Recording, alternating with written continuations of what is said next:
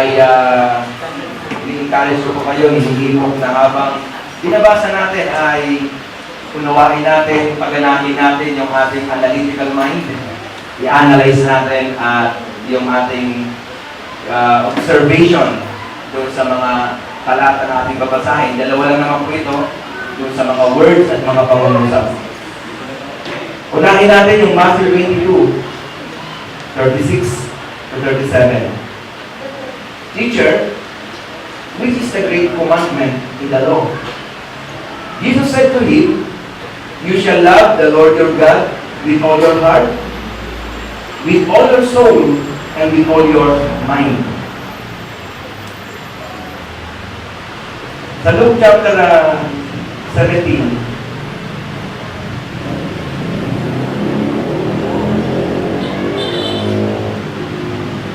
simulan po natin sa 17, verse 17 din. Luke chapter 17, verse 17, so Jesus answered and said, were there not 10 kings, but where are the 9? Were there not any found who returned to give glory to God except this foreigner? Pagpalain po ng Diyos, purihin ang ating Panginoon sa pagkakabasa ng kanyang mga banal na salita. So sa dalawang talata na ating binasa, katulad po kayo ng umaga sa napakinggan po natin, na pag-aralan at naunawaan, yung pinaka-common denominator ng dalawang magkaibang talatang ito, although magkaibang talata sila, yung isa ay sa Matthew, yung isa ay sa Luke, at magkaiba rin ng tinatawag na yung tinatawag na kabuuan. Kasi sa hermeneutics, sa theology, ay merong tinatawag na context.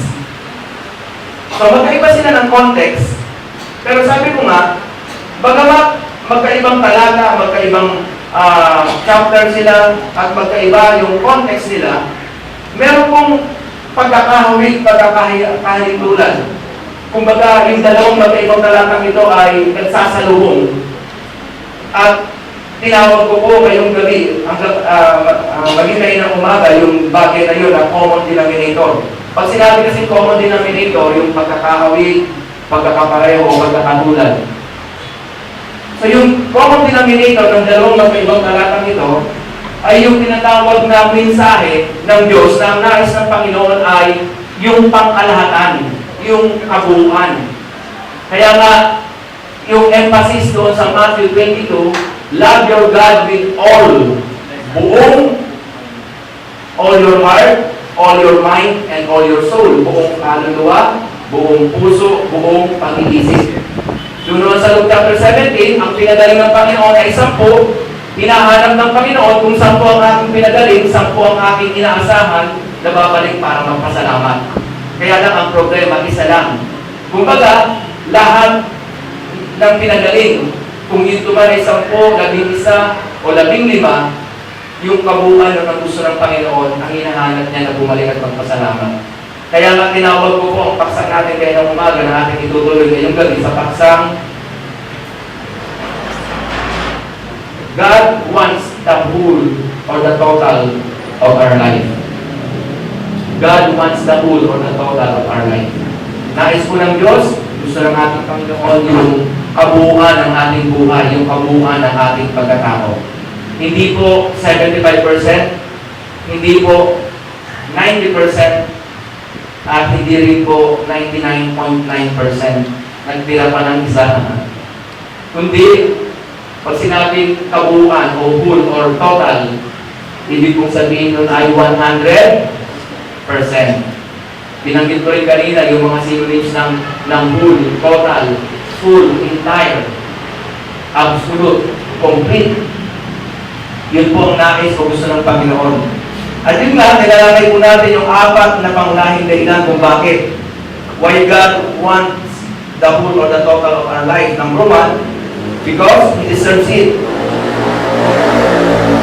Karapat-dapat po sa Panginoon. Karapat-dapat po sa ating Panginoong Diyos yung 100% ng ating buhay. 100% ng ating pagkatao, 100% ng ating puso. And what He deserves, He will ask. Yan po ang mapapansin natin sa Panginoon. Kung ano yung deserve niya, yun ang hihingin niya.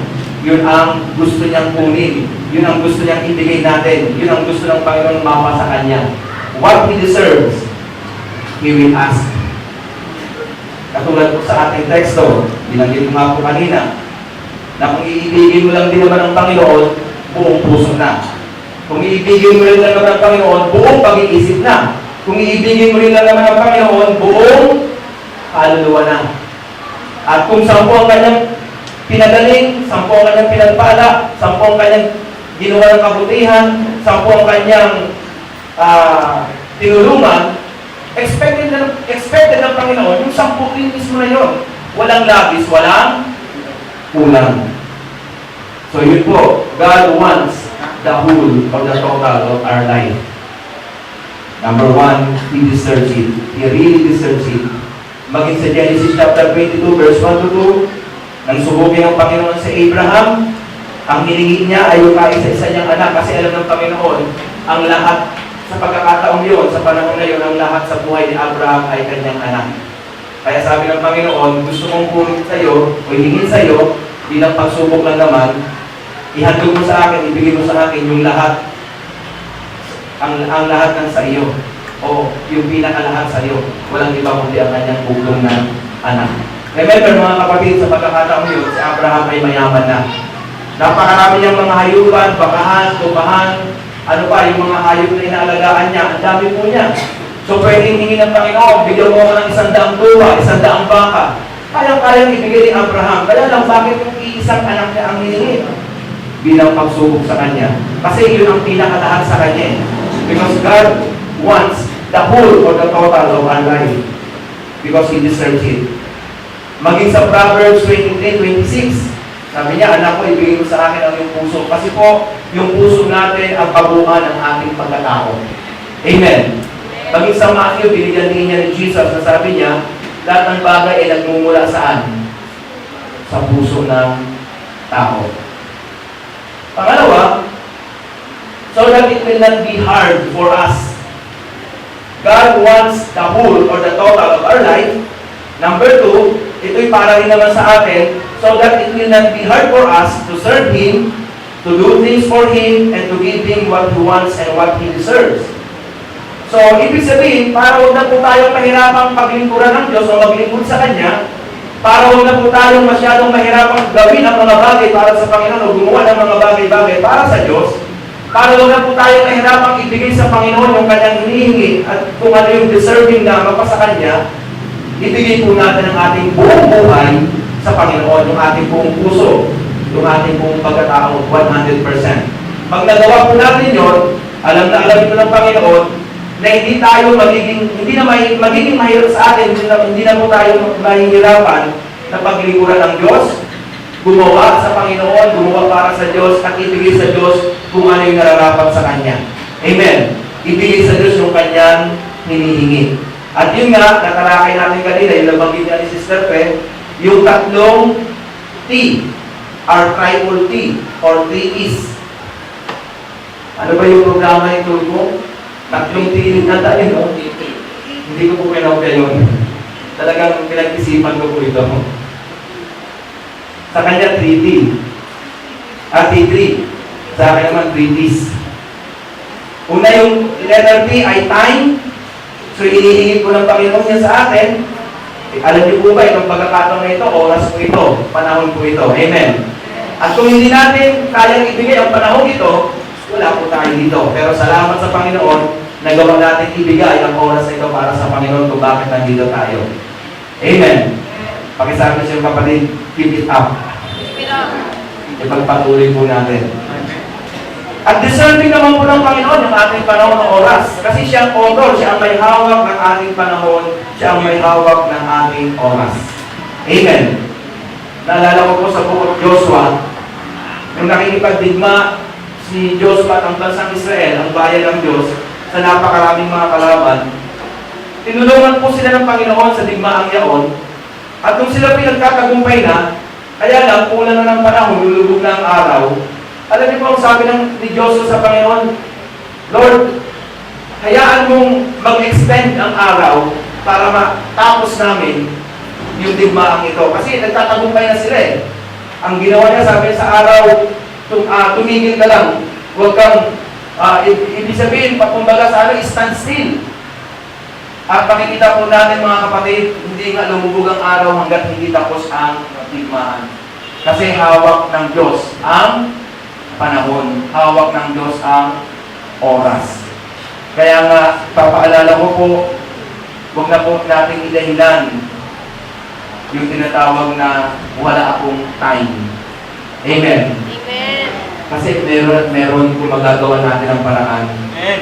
Totoo pa rin po at hindi pa rin nagbabago kung gusto natin may paraan. Amen. Maraming paraan. Amen. Pero ang ayaw natin, Amen. may dahilan, maraming dahilan. Nice, Mark. Pangalawa, may naisip pa ako pwedeng idagdag. Kung hindi tayo mapagawa ng paraan. Kumbaga, hindi tayo desidido nga. Parang ganun din naman, no?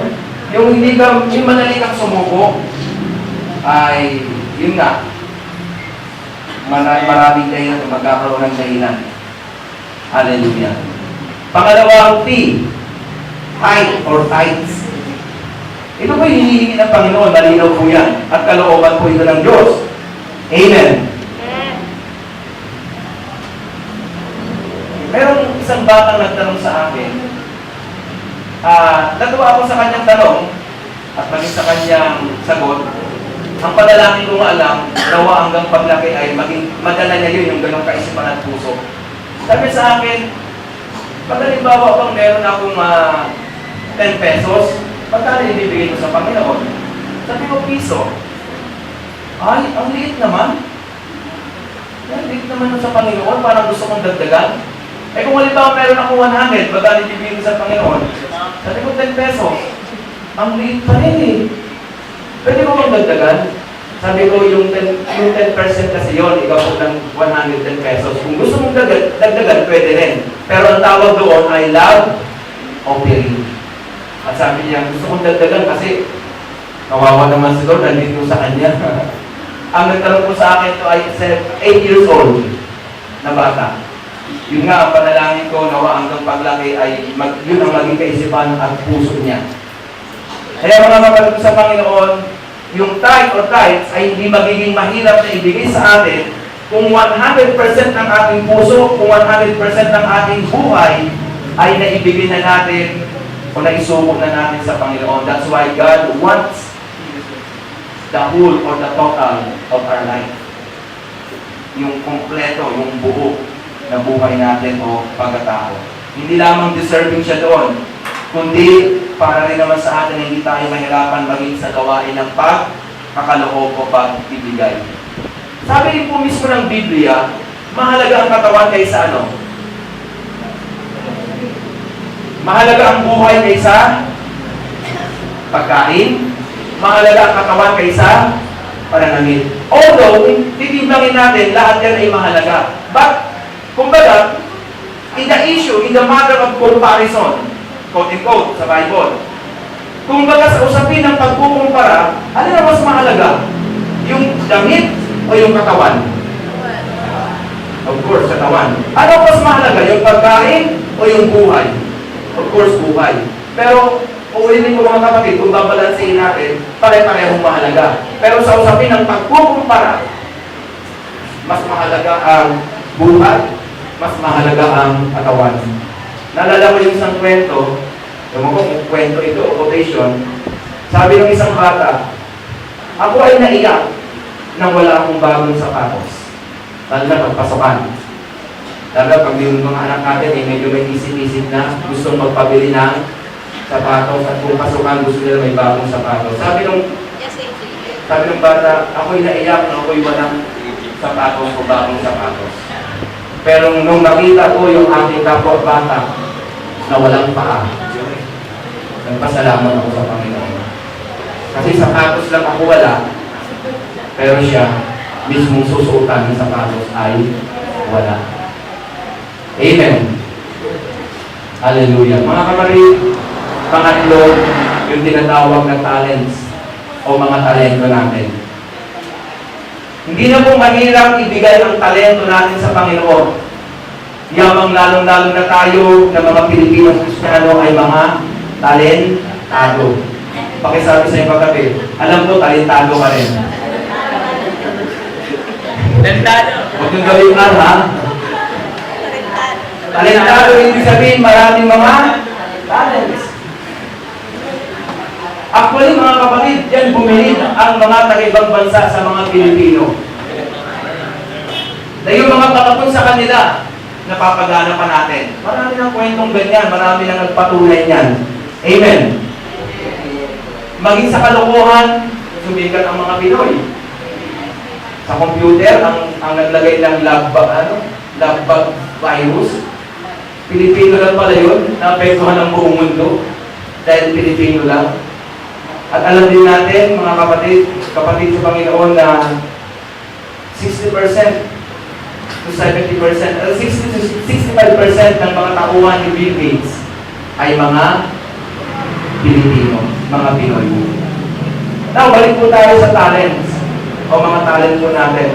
Yung mga talento natin, hindi na po mahirap ibigay o ipagamit sa Panginoon kung nagawa na natin ibigay ang ating buong buhay sa Diyos, ang ating buong puso sa Panginoon. Kung naisuko na po natin yan, maging yung ating mga talento ay madali nang ibigay o ipagamit sa Diyos. Amen. Nakalagay po sa aking outline yung note, all of these are from God or from the Lord. Kung papansinin po natin, ang mga bagay na hinihingi ito ng Panginoon na deserving para sa Kanya, kanino rin po ito nagmula? Sa Diyos. Kaya isang malaking pagkakamali kung atin ito iipunin, kung atin itong ipagdadamot sa Panginoon, kung atin itong, sabi ko kanina, yung type, kasi tunog yan ang salitang type. T-I-G-H-T. Anong ibig sabihin ng T-I-G-H-T? Mahigpit. Di ba? Close tightly. Kaya pag yung type ay naging tight, mahigpit, ang hirap ng pakawalan yan. Ang hirap ng ibigay sa Panginoon. That's why God wants the all, or the whole, or the total of our life. Para yung mga bagay niya, nagaling din sa Panginoon, hindi tayo mahirapang ibigay o ipagkaloob sa Diyos. Isa po sa pangyayari sa Bible na itala ay yung 2 Corinthians 8:1-5. Hindi ko na po babasahin. Ang sabi po sa 2 Corinthians chapter 8, verse 1-5, ang church ng mga Macedonia, yung Macedonian Christians, kasalukuyan po meron silang malakihang abuloy o ambagan. Sabi natin sa ating kapanahunan ay siguro sacrificial offering o kaya ay conference, nangangailangan sila ng malaking pananalapit. At lahat ng mga churches ay challenge, in-encourage na magbigay, tumulong, mag-ambag, mag-abuloy. Kaya lang, yung Macedonian Church, yung mga mananampalataya doon, may dalawang malaking problema, malabis na karumahan at malabis na kapigatian. Buti sana kung pigati lang, pero may pera, kaya pang magbigay. O kaya naman, hindi naman napigati, pero mahirap lang, pwede pa rin. Pero sa kanila, ang sabi doon sa maraming pagsubok sa kapigatian at sa malabis nilang karumaan, nagawa pa rin nilang magbigay. Although, exempted na sana sila. Kaya lang, nagulat si Paul, yung mga apostol na mamahala dito, sabi nila, higit pa sa kanilang inaasahan at bigay ang mga taga-Macedonian Church. Kasi nga, ang first time ay nagsabi ng ganito, ibinigay muna nila ang kanilang sarili sa Panginoon. Tingnan niyo po at sa amin sa pamamagitan ng kalooban ng Diyos. Kaya wala nila nagawang gawin yun na magbigay para sa Panginoon dahil naibigay na nila ang kanilang buong sarili sa Diyos at maging sa mga apostol ayon o sa pamamagitan ng kalooban ng Diyos. So yun po yung dalawang pangunahing dahilan why God wants the whole or the total of our life. Pangatlong dahilan, so that God can fully help us. Nais po ng Panginoon yung kabuuan natin, buong puso, buong pagkatao natin, buong buhay natin. Pangatlong dahilan, upang sa ganon, matulungan niya tayong lubos. Ilan po sa atin nakakaalam mga kapatid, kapag hindi po natin ginawang ibigay ang ating buong buhay sa Diyos, ang ating buong puso sa Panginoon, hindi tayo lubos na matutulungan ng ating Panginoon. Una, in the issue or matter of change or changes. Sa usapin po ng pagbabago o mga pagbabago sa ating buhay, sa ating sarili, sa ating personal na buhay, pamumuhay, mga kapatid, nais tayong tulungan ng Diyos. Kasi po, hindi natin kayang baguhin ang ating sarili. Sino pong alam niyo yung bagay na yun? Tanggap po ba natin, malinaw po ba sa atin, na hindi natin kayang baguhin ang ating sarili? Isa po sa mga seminar na napakinggan ko, sa mga church leaders, na katulad ko, mga pastor, don't play Holy Spirit. Or don't play the role of the Holy Spirit. Hindi ikaw ang kumukundikta, hindi ikaw nagbabago ng buhay, hindi ikaw ang nagpapalaya. Trabaho ng Diyos yan, trabaho ng Holy Spirit yan. Amen. Amen. Kaya mga kapatid ko sa Panginoon, now, sa usapin po ng pagbabago ng buhay, gusto tayong baguhin ng Panginoon. Gusto tayong patuloy na baguhin ng Diyos. Kaya lang, kung hindi pa natin naisusuko na ibibigay ang ating buong buhay, ang ating buong puso sa Panginoon, mga kapatid, magkakaroon ng malaking problema sa usapin po na tinatawag na change or changes sa ating buhay. Kasi po, nandoon yung desire ng Diyos na tulungan tayong babago, baguhin. Kaya lang, meron tayong mga reservation, katulad ng sinabi ko kanina, may mga part sa buhay natin na hindi natin ipagagalaw sa Diyos. Amen. Halimbawa, hindi mo pa sinusuko ang buong buhay mo sa Panginoon, buong puso mo sa Panginoon. Okay, Lord, bibigyan mo lang ang Panginoon ng mga specific o particular area or parts na pwede siyang gumalaw at gumilo sa buhay mo, pero sabihin mo sa Kanya, Panginoon, pagdating sa bisyo kong ito, huwag mong gagalawin. Hindi ka pwede kumilos dito at gumalaw. Kaya hindi ka tuloy lubos mabago ng Diyos kasi merong certain area sa buhay mo na ayaw mong ipagalaw sa Panginoon. Why? Hindi mo pa kasi nagagawang isuko ang buong buhay, ang buong puso mo sa Panginoon. Yung iba naman, pagdating sa kanyang love life, Panginoon, pakialaman mo lang lahat sa akin. Huwag lang ang love life ko. Magbabackslide ako yan. Hindi na ako tutuloy sa paglilingkod. Kasi nga, hindi na isuko, hindi niya nagawang isuko, ibigay ang kanyang buong buhay, buong puso sa Panginoon. Amen. Panginoon, okay, kumilos sa aming buhay, ayusin mo ako, baguhin mo ako, pero huwag lang pakialaman yung wallet ko. Ibang kasama na yan doon. Amen. O kaya yung aking relationship. Etc. Amen. Kaya mga kapatid ko sa Panginoon, hindi tayo matutulungang lubos ng Diyos sa usapin ng pagbabago o mga pagbabago kapag hindi meron tayong mga hindi pa na isusuko na ibibigay sa ating Panginoon. Hello? Kaya ngayong gabi kung kinakawasan ng Panginoon, meron ka pang 5%, 10%, 15% na hindi na ibibigay na isusuko sa Panginoon, huwag mong hayaan na umalis ka, lumabas sa lugar na ito na hindi mo yan na ibibigay isusuko sa Panginoon mamaya sa altar mo.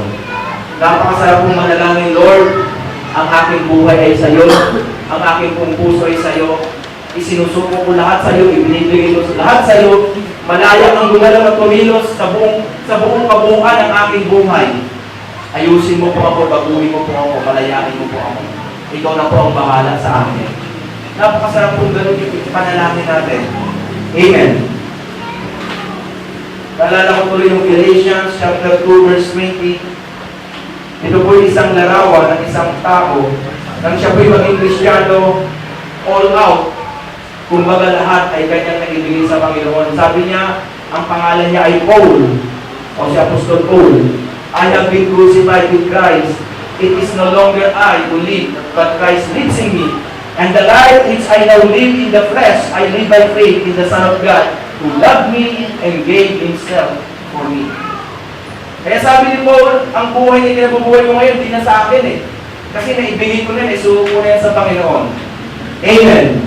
At kung nagawa natin yun, o magagawa natin yun, I'll tell you, hahayaan natin ang Diyos na gumalaw at kumilos sa buong area ng ating buhay para tayo ay ayusin at baguhin. Bagamat maaaring hindi biglaan, pero unti-unti may mga nagaganap na nangyayaring pagbabago sa ating mga buhay. Amen po ba? Kaya pwede na natin awitin o kantahin yung binabago mo ako araw-araw. Hello? Hindi yung binabago mo ako buwan-buwan. Medyo matagal po yun.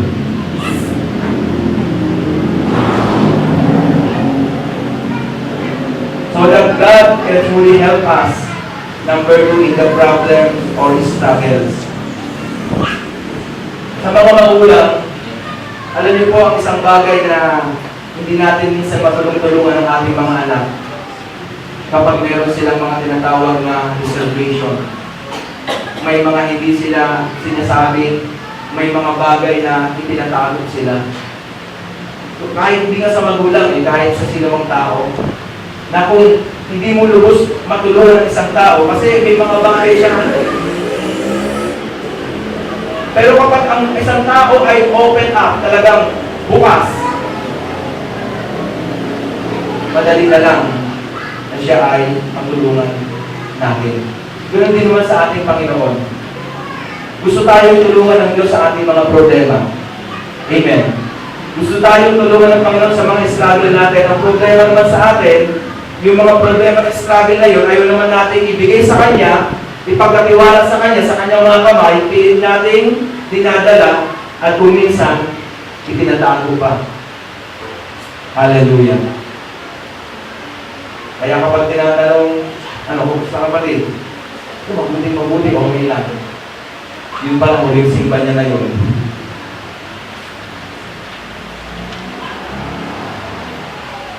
Kasi hindi na po siya buo na bukas. Meron na siyang tinatawag na yung tinatawag na reservation. So that God can fully help us, not only in the problems or struggles, also in the blessings that we needed. Sa mga pagpapala na kailangan natin. Naalala ko yung isang bata na sa kanyang paglalaro sa backyard nila ay merong nakaharang na malaking bato.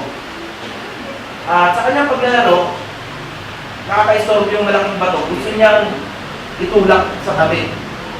Tingin sa kanyang kaalaman, yung tatay niya nakatalaw doon sa bintana ng bahay at pinagmamasdan siya. So yung bata talagang sa abot ng kanyang lakas at makakaya, tinutulong niya yung malaking bato para maitabi, pero hindi niya magawa. At lumapit siya sa kanyang tatay, pumasok sa bahay. Sabi niya, "Dad, nahirapan ako doon sa batong alisin nakaka-istorbo sa paglalaro ko."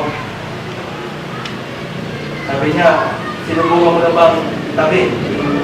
Tulak?" "Oo, Dad."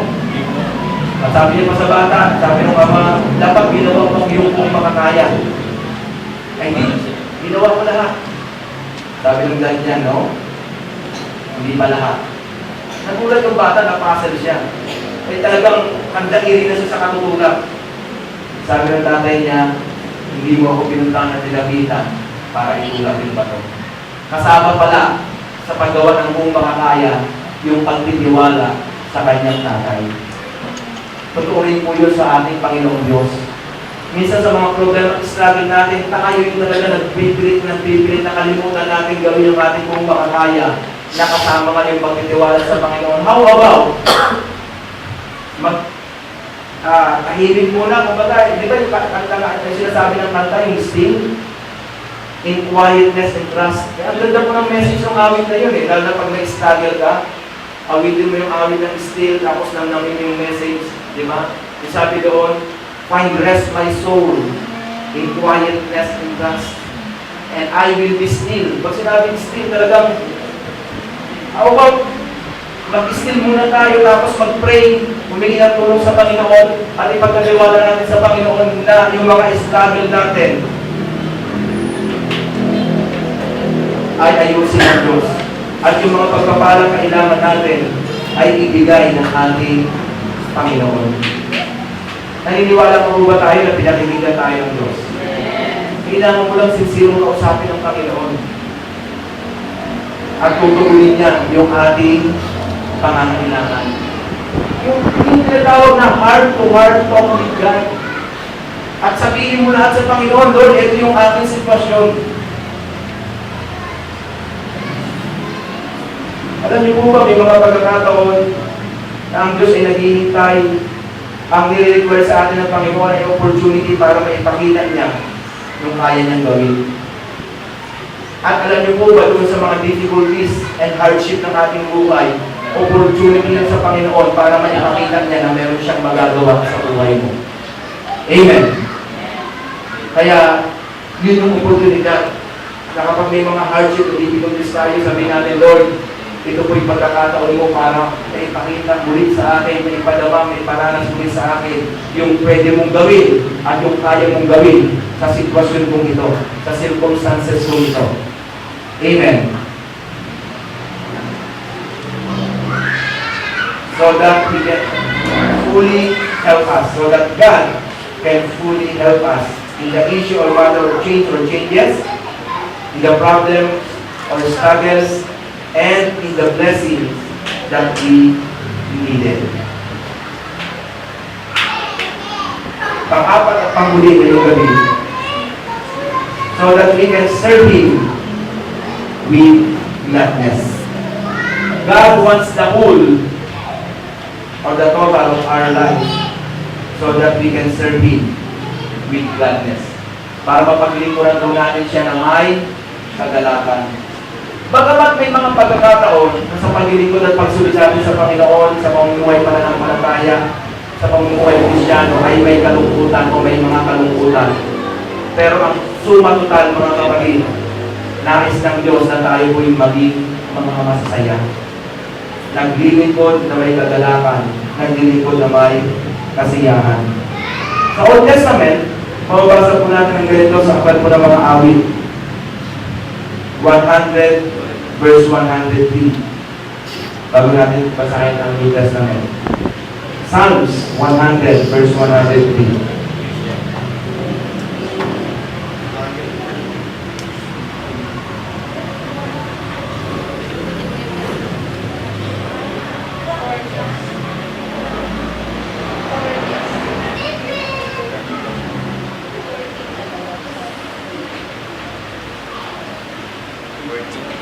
Sabi nito, aklat po ng mga awit, Psalms 100 verse 1 to 3. Make a joyful shout to the Lord, all you lands.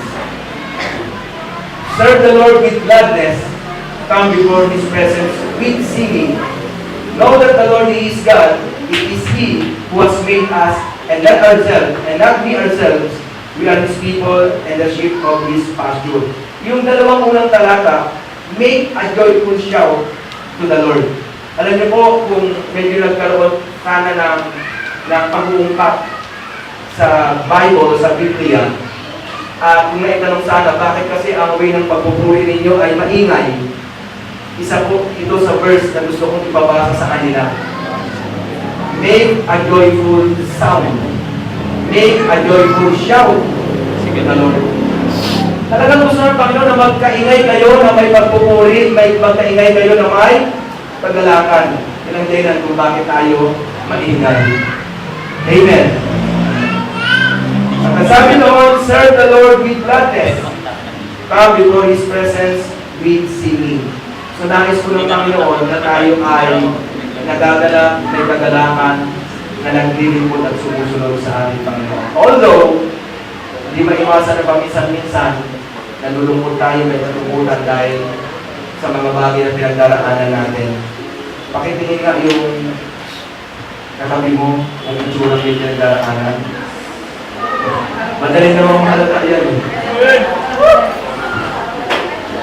Natatawa ako kanina, meron pong pusa sa amin na nanganak. Dalawa yung anak niya. Medyo malaki-laki na. Di ba, ang anak ng pusa ay uling. So sabi ni Isi, pati na mo yung uling mo, yung isang anak ng pusa. Sabi niya parang parang naluluwa-luwa yung mata niya, parang may pinagdaraanan. Isip-isip ko. Kahit palang bata, nakahalatan niya.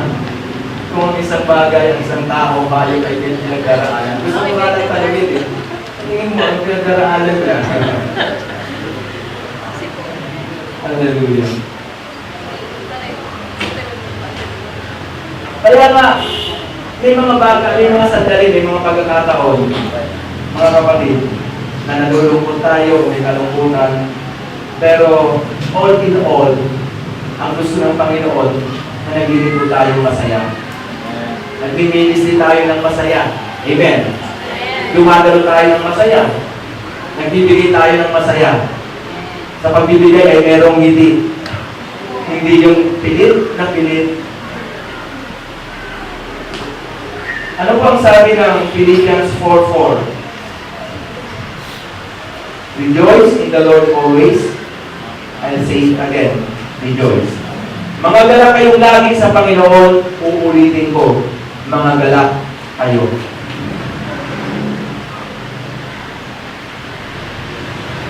Gusto ko pong ipaalala ngayong gabi na kapag tayo ay nalulungkot, ang kaaway ng ating pananampalataya ay masaya at natulungan. At lalo pa niya tayong palulungkotin. Amen. Kaya doon sa mga malulungkot ngayon, ingatan natin ang ating kalungkutan. Kasi lalo ka bang palulungkutin ng kaaway ng ating pananampalataya. Sasakyan po yan sa tanas. I-exaggerate po yan. Exaggerate ng kaaway na lalo kang palungkutin. Kita niyo po, anong dahilan kung bakit isa sa mga pangunahing factors o dahilan kung bakit napatay ni Cain si Abel. Bukod sa inggit, yung kalungkutan. Inatake siya ng malagis na kalungkutan. Kaya nagawa niyang patayin ang kanyang kapatid na si Abel. Ano pa? Yung kay Saul at kay David. Ang sabi ng Biblia, kapag si Saul ay nalulungkot, pinapasok siya ng masamang spirito. Ipapatawag niya si David at siya ay tutugtugan. Si David po ay meron po siyang gift na tinatawag ng music ministry. Magaling po siyang tumugtog at magaling din po siyang umawit. Sinong nakakaalam na si David ay mga awit at the same time? Hindi lamang po si David musician. Singer din po siya, kaya nga naitala ang aklat ng mga awit. At kung atin pang papalalimin yung information about David, si David din po ay, ano? Magandang lalaki. Wapo. Yung description ng Biblia, di ba? Si David ay may mapupulang ismi. Rosy chip po si David. Nice, bro. Hindi ko kayo. Nalilig ko ka. Kaya pala si Father B, pag nag-wedding, namumula-mula. Love you. Eh makita po natin, once na nagtugan na siya ni David at kinantahan, naaalim po siya, napapawi yung kalungkutan, umaalis yung bad spirit. Kaya yung mga taong malulungkot at lalo pang napapalungkot sila, nakakatawag po na isang araw, sila ay pasukin ng masamang espiritu, made-depress. Makakarinig nila mga tinig na bumubulong-bulong sa kanila. Yun ang kanilang susunod. Pakisabi sa iyo matabi, huwag kang magpatalo sa kalungkutan. Tumawa ka.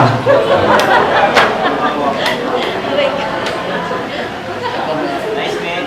Ulitin ko mga kapatid, don't get me wrong.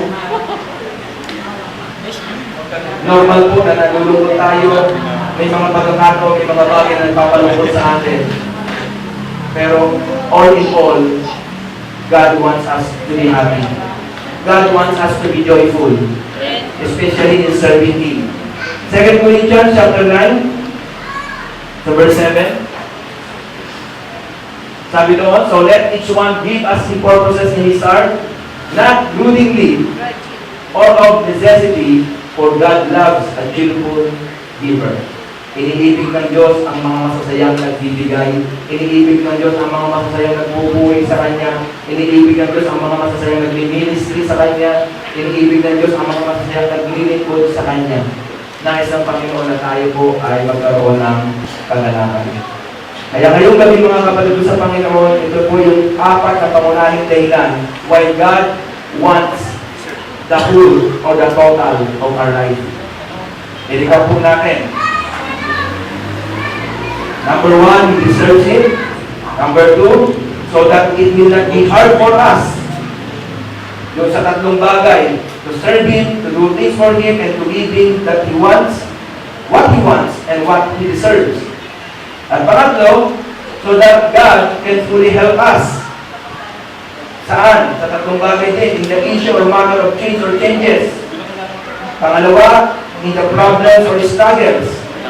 Pangatlo, in the blessings that we needed. Pang-apat na dahilan, why God wants the whole or the total of our life. Number four, so that we can serve Him.